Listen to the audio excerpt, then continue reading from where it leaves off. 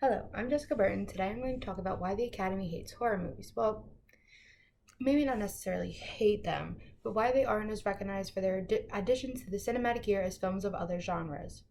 Why are unmemorable movies put above those that truly make an impact in the year? I guess that could be said about films of any genre, but we see this most frequently with horror.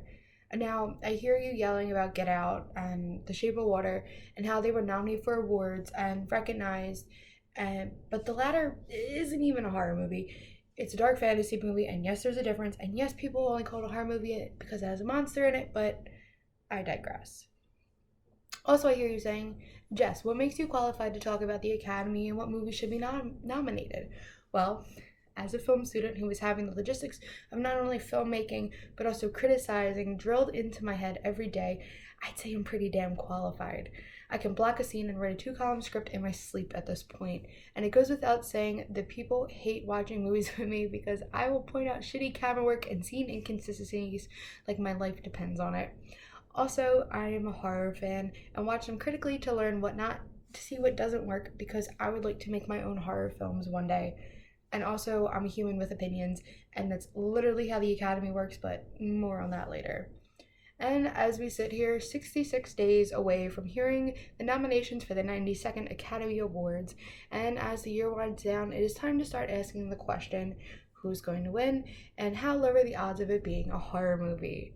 Well, during the year, every year, we watch these films come and go, and we read the reviews, and if you're a film student, then your teacher questions why no one has seen this one really obscure foreign film, and we all pick our favorites.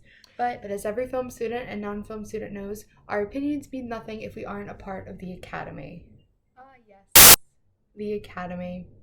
The faceless group of old white men who are affecting the future of film with little disregard for said future. They pick their favorites from the crap of movies that have been released the previous year, much like you and I, except this time it matters. To find the winners, they do an extremely simple two-step process. They pick what they deem eligible, which becomes the list of nominees that we receive in January. And then, from this list, they pick the winners, which thus making the Oscars the most high-stake popularity contest in the cinematic world.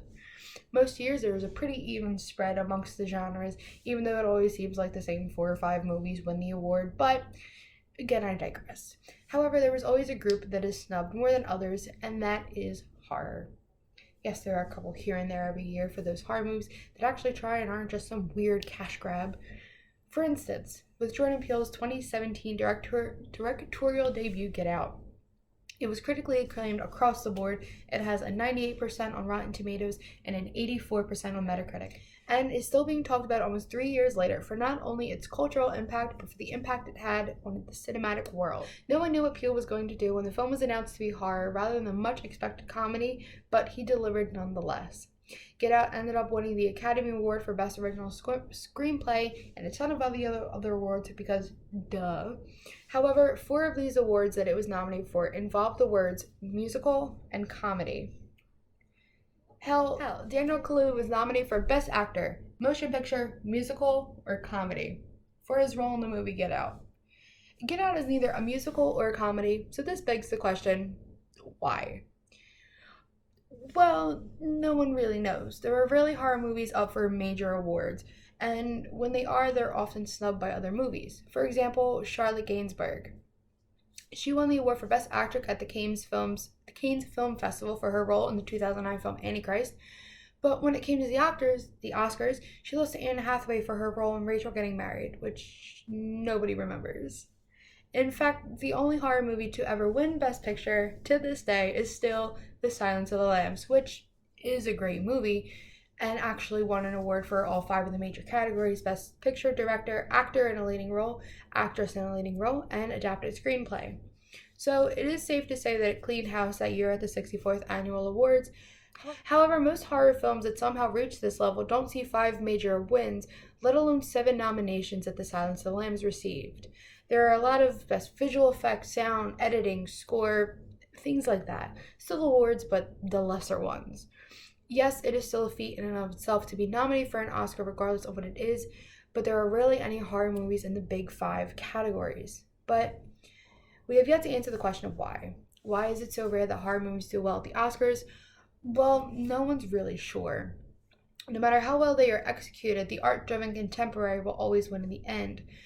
Another example of this is Lady Gaga was nominated for her role in A Star is Born, and Tilda Swinton, who played three different characters in Suspiria, wasn't even nominated. An argument to combat this that I've seen a lot of people give is that horror should be in a category all of its own. Those making the argument often say that it will allow them to find their own niche in the Academy and that they won't be held back or held under these movies of other genres. Uh, this is something I could see working, but also something that could become dangerous. If this happens, there would also be a possibility of horror movies falling into their own version of the Oscar formula. Personally, I believe that we will eventually see a time where horror is better represented in the Academy and at the Academy Awards, but right now is not that time, but it is a time I eagerly look